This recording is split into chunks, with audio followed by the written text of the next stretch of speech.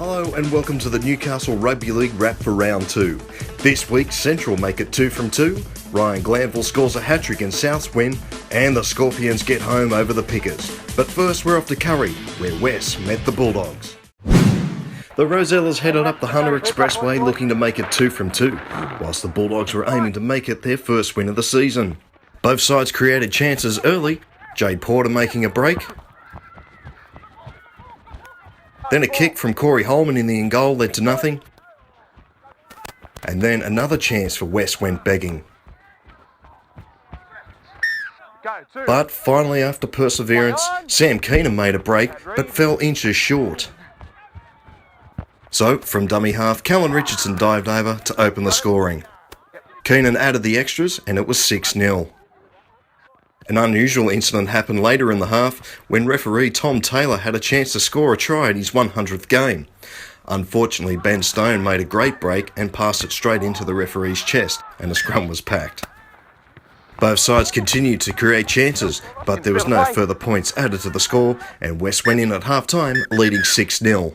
The second half began perfectly for the Rosellas when a kick from CEC ricocheted into the hands of James Elias. Elias ran 50 metres untouched for the Rosellas' second try. Keenan added the extras and it was 12-0. The Bulldogs hit back though. After continuous pressure on the West line, Kate Hardy went the short side and found Tyne Down Nickel, who scored in the corner.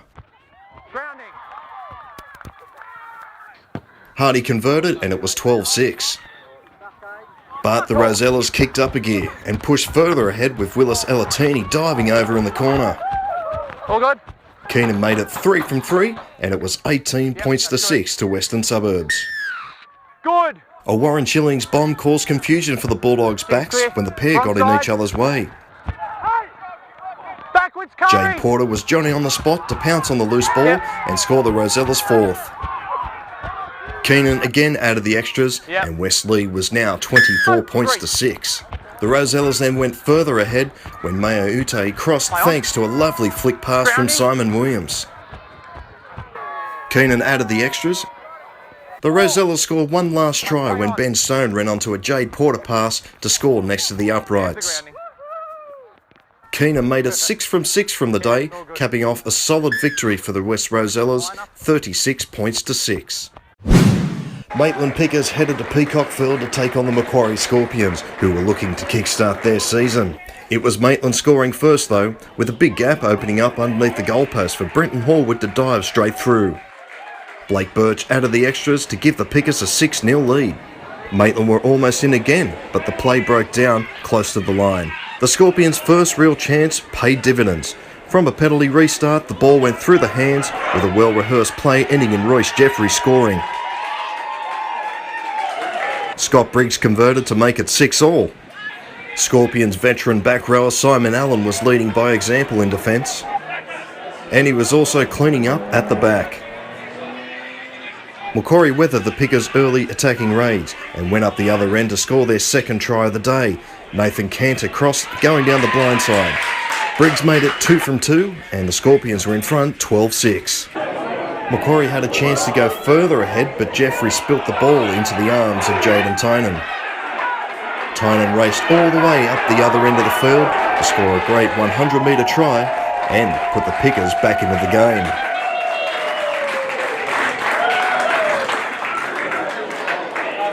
Birch then converted and it was locked up at 12-all. The pendulum then swung back to Macquarie's favour. A right side play allowed Ryan Pywell to go over untouched in the corner. Briggs again converted and the Scorpions were back out in front 18-12. Maitland again replied though. Mitch Manson got a horror over bounce and George O'Brien was there to pounce and score the Pickers' third. The Pickers came out firing in the second half, but Randall Briggs fielding at mid-on was there to take the catch. Shortly after, Briggs left the field with a head cut.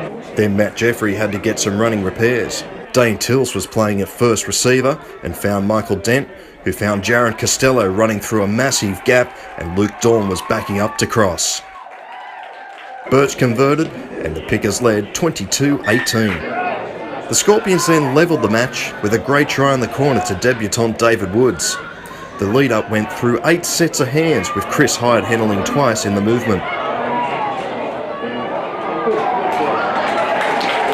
The Scorpions had a chance to go further ahead, but Mitch Manson again was just cut a metre short.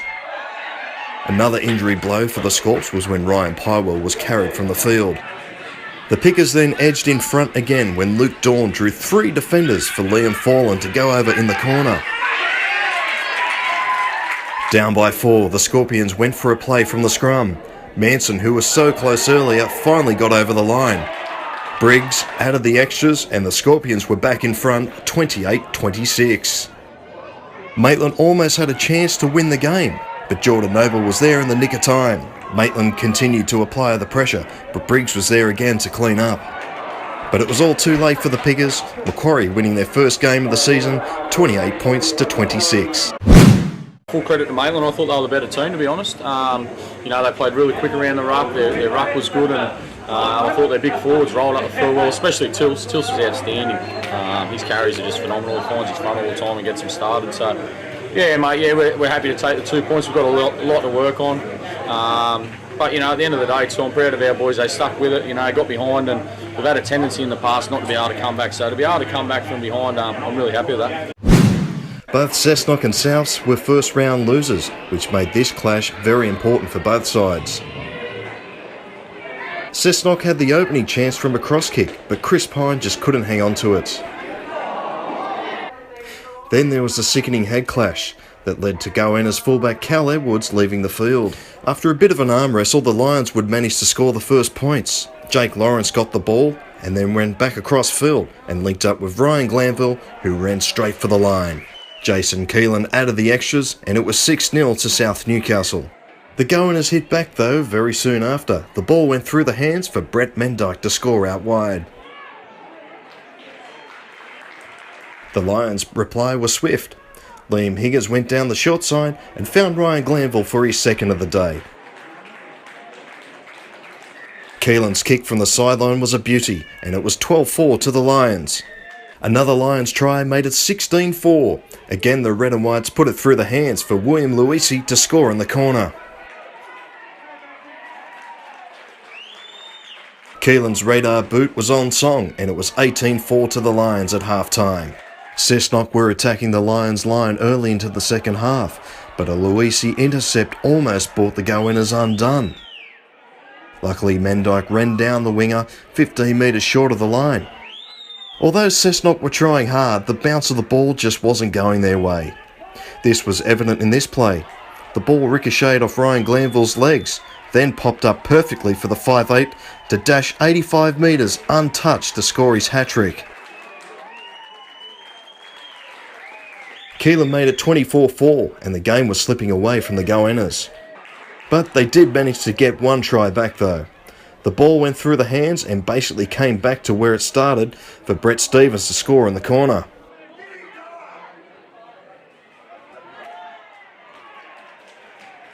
But the final try of the day went to the Lions. Ryan Glanville turned provider this time, weighting his kick perfectly for Lachlan Walmsley to score. South Newcastle could start celebrating a return to the winner's circle and Ben Cross could celebrate his first win as Lions coach. South Newcastle victors 28 points to 8. And there's the kickoff. Sunday afternoon football right here on Bar TV Sports. Thanks for your company this year. Back in a couple of weeks, hopefully, mate. Like I said, it's tough watching, but boys seem to be doing all right without me so far. So.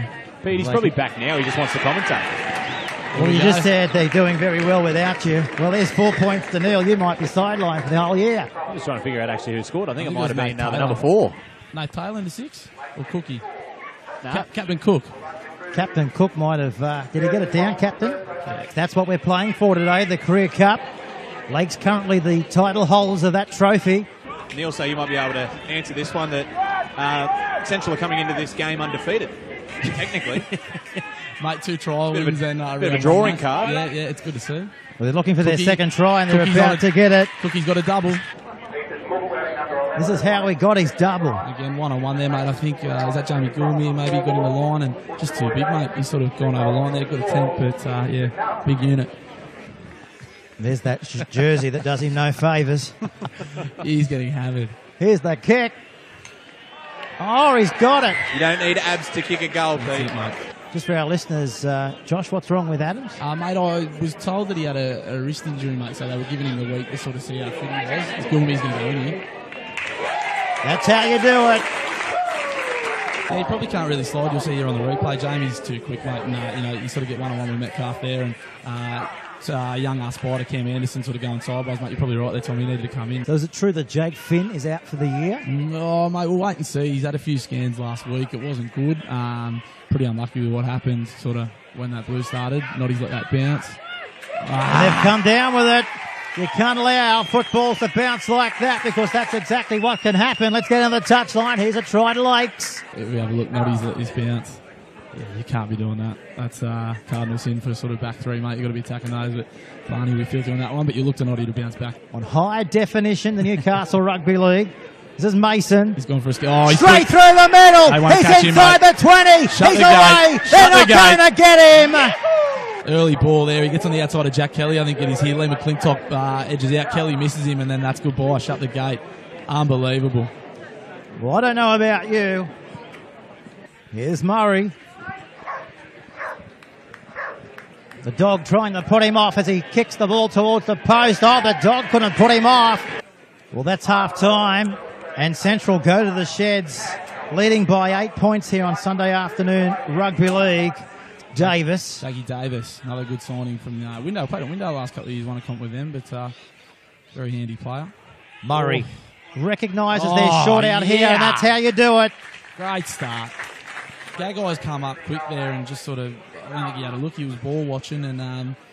He's like the Phil Gould, isn't he, of our Newcastle Rugby League, Craig? He's definitely got a reputation, mate.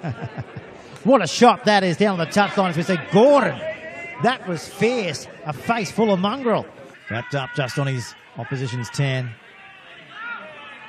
So Gagai's out here on the commentary side, but they go the other way.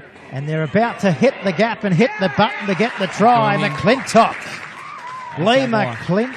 Jacob Gagai. Yeah. Well, he's choosing. Yeah, it is. Let's have a look at it on the replay.